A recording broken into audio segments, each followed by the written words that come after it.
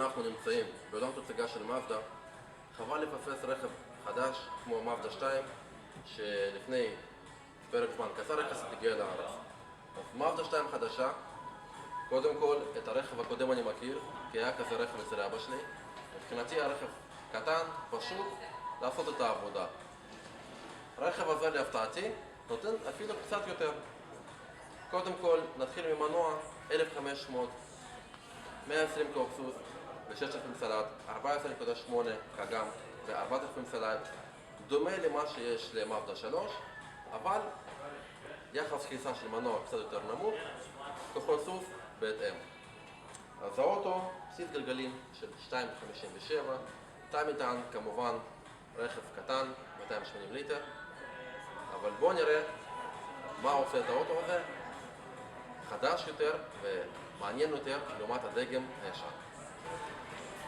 הסביבה של הרכב מזכירה לי את מאזדה 3, אבל יש פה גם יתרונות. כן, יתרונות לעומת מאזדה 3 הגדולה יותר. יש פה יותר תאי אחסון, שזה מאוד נחמד. יש פה בד נעים. פלסטיקה פה היא יותר פשוטה. ההגה נראה מאוד דומה.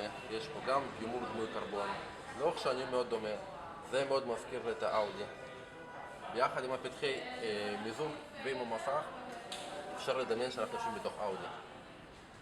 יש פה מפגן רגיל, יש פה כפתור שבאמצעותו הבוררים על צוות נסיעה, כמו ספורט לדוגמה. אין פה מנופי שליטה על חיוכים, אבל לכתיבה אוטומטית כן יש אפשרות לעבוד בצורה ידנית, אלקטרונית. לוח, שעונים, מד מהירות גדול, מולי. סקאלה אנלוגית נוחה, כפי שאמרתי, מבט קצר ואנחנו יודעים מה המהירות. אגב, בדגם עם מצי ומנוע גדול עולה פה מסך זכוכית, ואנחנו רואים למעשה את המהירות על גבי מסך זכוכית, ככה שלא צריך להסיט את המבט ולקרוא את המספר הקטן שמופיע למטה. מצי ומנוע מוצג בצורה דיגיטלית, בפינה, מפגן רגיל, מערכת מולטימדיה, שליטה באמצעות ג'ויסטיק למערכת מולטימדיה, הגה קטן ונוח, מצופה אור. מבחינת חומרים בפנים, הם נעימים למגע, קצת רועשים, הוא טיפ-טיפה פחות איכותי ממאזדה 3. לא חסר מקומות אחסון, בד מושבים מאוד נעים, גם נעים לשבת, גם נעים למגע. ישיבה נוחה, לא גבוה מדי, לא נמוך מדי, יש לי מספיק מרחב מעל הראש, יש לי מספיק מרחב בצדדים. הנוסע שישב לידי ירגיש גם בנוחות. מה שכן, כיוון שמדובר על רכב שהוא קטן, אם אני אלך לשבת מאחורי עצמי, אני ארגיש שצפוף לי. אז בואו ננסה לשבת. 1.85 מטר, אני עובר אחורה.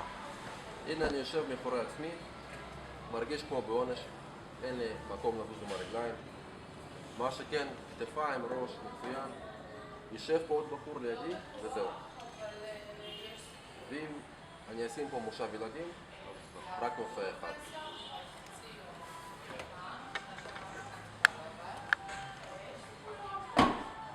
תא מטען 280 ליטר.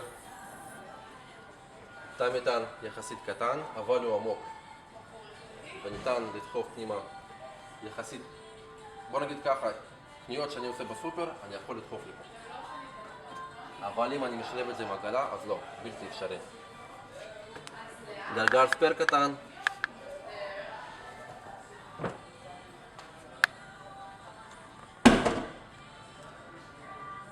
ההפתעה הגדולה של מאזדה 2 הוא שמגיע לארץ דגם מאוד מאוד מאובזר, שאפשר להגיד שהוא פרימיום, עם מושבי אור, שמיועד לאנשים שנניח גרים באיזשהו מקום כמו כפר שמריהו ונוהגים בבנטלי ורולס רויס ביום יום, ובאס עליהם לנסוע ולעמוד בפקקים של תל אביב עם הרכב הענק וקשה להם לחנות.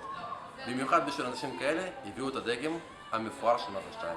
בואו נלך לראות אותו. שימו לב, נקודי אור, תראו את התפירה יפה, גם פה אור רך, אבל אנשים שנכנסים ויוצאים כבר האור מראה סימני התעייפות. כמו בדגם היותר פשוט, הנע עם כפתור. כמו במאזדה 3 המפוארת יותר, סיבובי מנוע גדול ומסך זכוכית שעולה. בגדול חבר'ה, תבקרו בצ'מפיון, תשבו באאודי A1 ותגידו לי שזה לא מרגיש די דומה. גם פה יש אור, גם פה יש אור. זה דווקא מאוד נחמד. ונראה לי בקטע של לתת הרגשה של רכב איכותי לבן אדם שנופל לתוך פקקים, האוטו יעשה את העבודה. וזהו הדגם הבסיסי ביותר. אין לנו פה ציפוי אור, אין לנו קרוז קונטרול, יש לנו מערכת פשוטה, בלי המסך הגדול, בלי הג'ויסטיק. מושבים נעימים, מרגישים ספורטיביים, עוטפים אותי פה ובצדדים. הגה פלסטיק, פחות כיף מאשר מצפה אור, אבל זה מה יש. לשמחתי הרבה אין פה כפתור סטארט סטופ, לא צריך לכבות שום דבר לפני נסיעה. ואם אני נזכר ברכב הקודם שהיה אצל אבא שלי, והדגם הבסיסי נותן הרבה יותר נעים, נותן יותר אבזור, יותר נוח ויותר כיפי. וסך הכל מדובר על רכב נחמד ליום-יום, למקומות צפופים, לזוג צעיר בלי ילדים. זה אוטו שיעשה את העבודה כמו שצריך, ביעילות ובנחישות. מאזדה 2, נחכה לנסיעת מבחן.